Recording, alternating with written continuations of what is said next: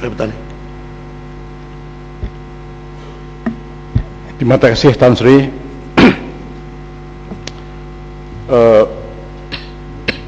Dalam undang-undang yang kita sedang bincangkan ini ialah suatu pembaikan. Saya setuju. Tetapi apapun juga pembaikan yang kita buat, Tan Sri, kalau tidak ada penguatkuasaan yang serius, isu di depan kita ni di Malaysia ni, undang-undang ni boleh katakan kita ada belaka. Tetapi yang selalu menjadi masalah kepada kita ialah penguatkuasaan. Sebagai contoh, Tan Sri, kalau kita berada di Highway Plus lah, saban hari kita akan tengok kereta-kereta daripada Singapura, plate Singapura. Dia bagi lampu, dia potong kita. Kita lari 110, dia lari 160. Saya tak tahu kalau kamera tangkap dia punya image ni, macam mana dia nak buat. Dan kita tengok orang Singapura ni langsung tak ada heran, dia bagi lampu kat kita lagi, pasal kita slow, orang Malaysia slow. Yang kedua, banyak juga kereta-kereta Siam ni, pelik Siam pun kita tak kenal. Jadi saya tak tahulah sama ada, saya rasa tentu ada ada peraturan, tetapi sejauh manakah peraturan ini dilaksanakan. Pelik Siam boleh masuk daripada utara negeri saya tu sampai ke Johor mungkin.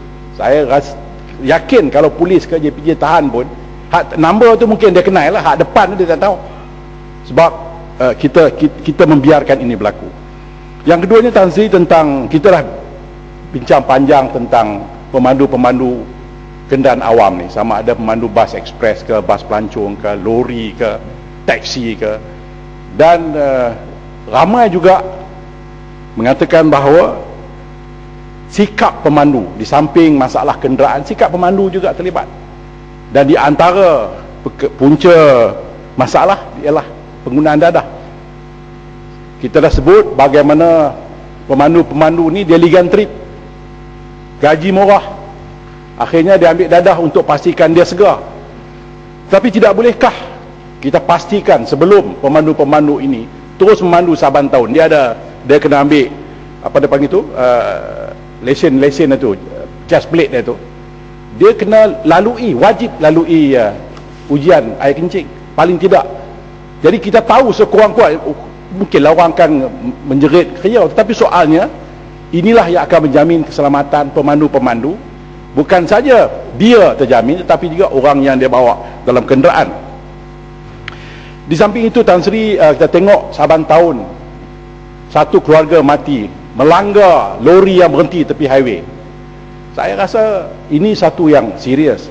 Kita tengok lori-lori yang rosak, dia tak ada nak letak hazard light ke, ataupun paling tidak letakkan cone ke.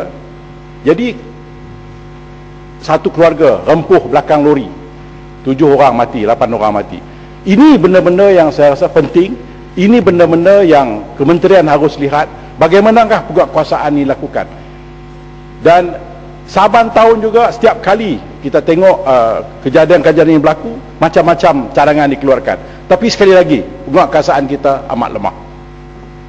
Dulu saya masih ingat lagi, kalau kita naik atas highway, lori yang laju, lampu atas bumbung dia, Tan Sri, dia akan bergemelapan, lip. Sekarang tak ada lampu tu pun. Saya pun tak tahu sama ada sistem tu tak pakai lagi ke ataupun. Jadi macam mana kita nak tahu sama ada bas tu laju ke, lori laju ke? Paling tidak kalau kita tengok dulunya, kalau lori itu dia ada lampu, dia menyala atas menunjukkan dia speed limit, kurang-kurangnya kita sebagai orang awam ni boleh ada tunjuk sign speed limit itu dah laju. Jadi kurang-kurangnya dia boleh tahan. Sekarang kita tak tahu. Jadi adakah sekali lagi kementerian melihat keadaan perkara ini, ataupun ubah cara-cara bagaimana penguatkuasaan itu dilakukan. Dan Tan Sri, akhirnya saya nak tanya juga, kenapakah lembaga pelaksanaan kenderaan perdagangan LPKP ini diletakkan di bawah Jabatan Perdana Menteri? Sepatutnya lesen yang dikeluarkan haruslah diletakkan oleh kementerian ini, supaya paling tidak penyelesaian akan berlaku. Ini ada 2-3 agensi yang terlibat dan akhirnya penyelesaian susah untuk dilaksanakan. Dan mungkin juga di antara sebab-sebab